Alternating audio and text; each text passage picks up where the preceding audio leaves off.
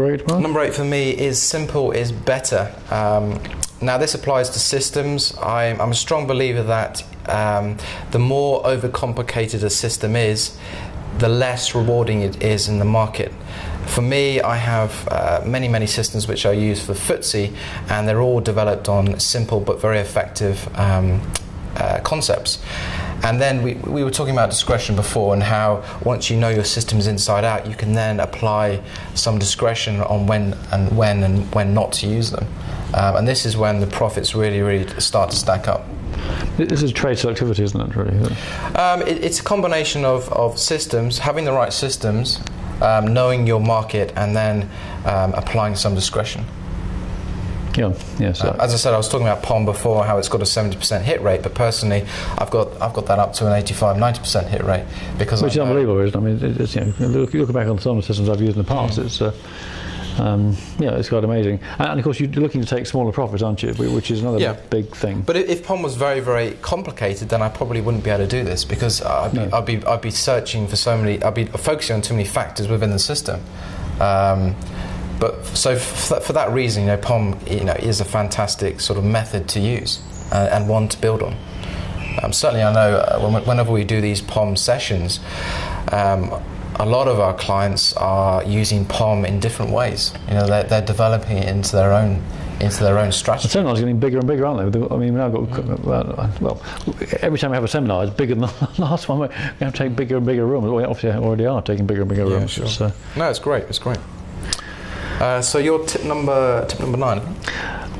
No such thing as failure. We're brainwashed to think failure is a bad thing, but actually it's a good thing, because it means we're pushing boundaries. Unless you push boundaries, you're never going to get anywhere. You're always going to be stuck in your little box. And it's getting out of the box, which is what we all want. We all want new experience, a new life, a better life.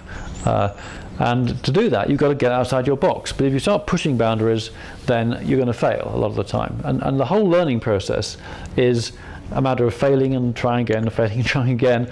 And I just find it bizarre, really, that we have this connotation of failure being a bad thing, because it's merely the sign that you actually are trying and doing stuff.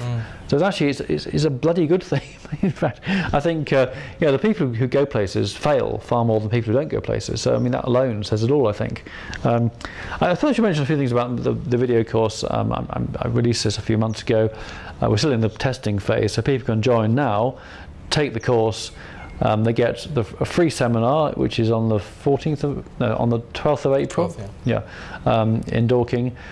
They get in at a huge discount over the full price. And I can do with a few more people, because I've got enough people to fill the seminar, but they're not all going to come to the seminar. So I can do a few more, and you can do a few more beta testers just to get a critical.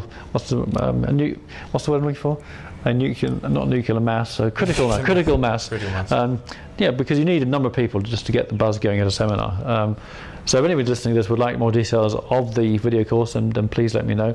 But it's more than just the systems. You get all the systems as part of the course.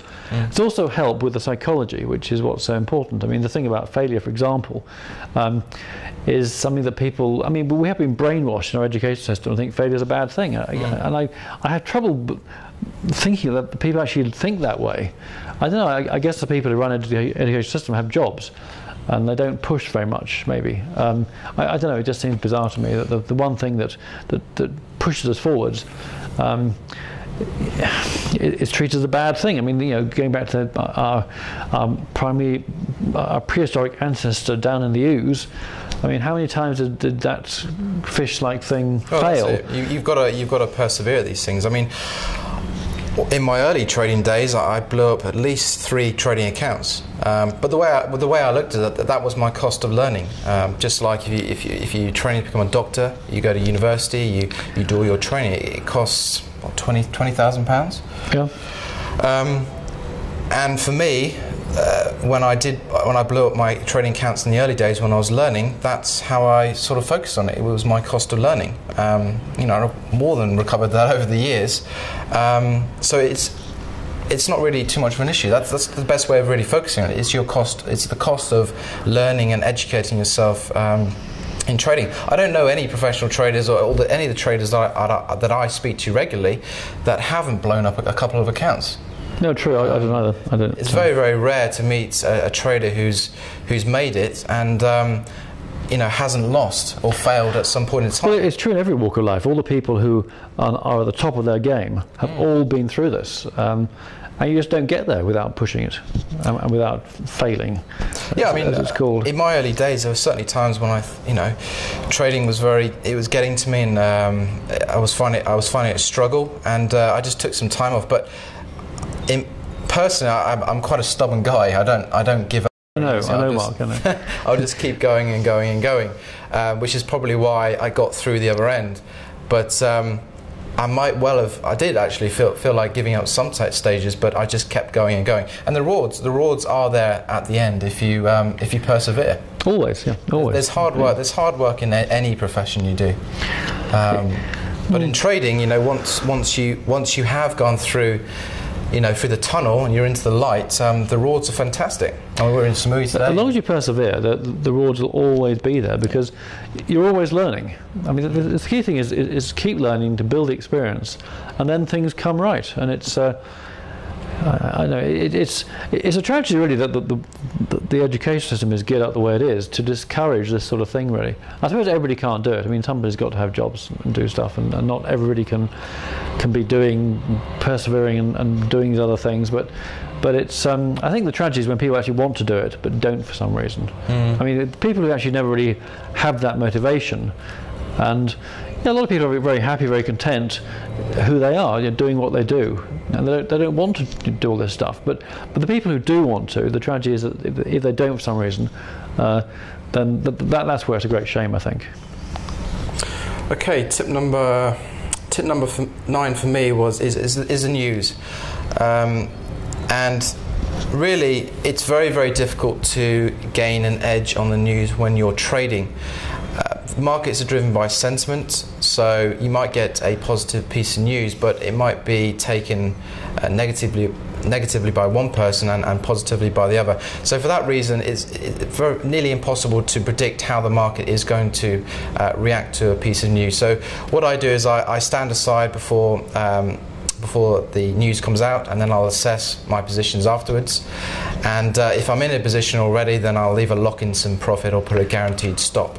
We had non-farm payrolls on Friday last, and the market was all geared to go down, and I know a lot of people were short, but the market it rose, went up, yes, massive rally. So that's a real good, clear example on why it's so important to avoid the news. Okay, so I go to my tip 10? 10th tip, yeah. Tip 10 actually is a sort of summary of everything else. The 3 essentials to success is first putting in the work and doing the research, which we've discussed. Perseverance, which is one of Mark's tips in any case. I mean, we both agree on that. I think there's no doubt about that is the secret to success.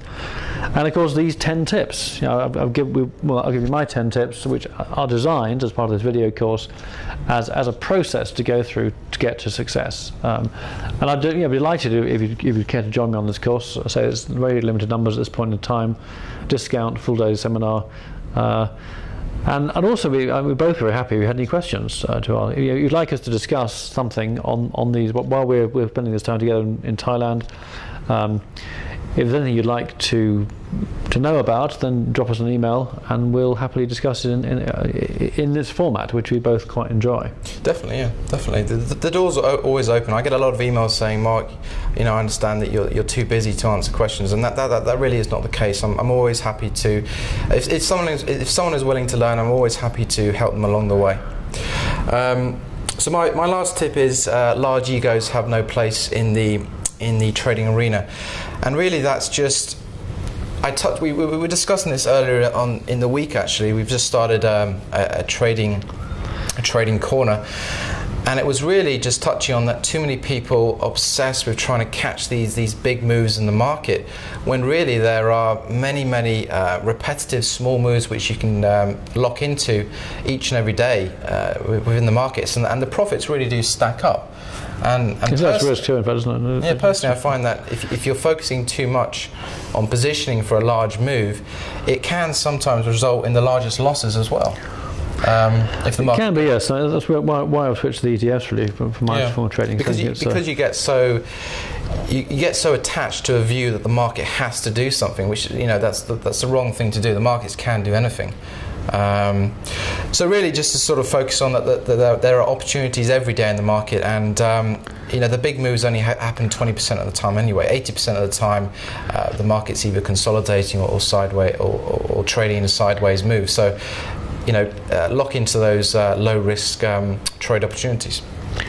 If I think about this, I mean, I've said before that this trading course, the video course, is my life's work. I'm thinking of it as my sort of the culmination of everything I've done in the marketplace, and it's intended to cover everything that I think is valuable. So there will be, I've just occurred to me, there should be a module on ETFs, because ETFs are a very useful format for trading in. So that'll be a module I'll be adding. In fact, I'll add anything that anybody thinks is useful within reason. Obviously, otherwise one can get quite bizarre ideas. But I think, have we got the end of this sequence? I think we have. That's my top 10 tips and John's top 10 tips.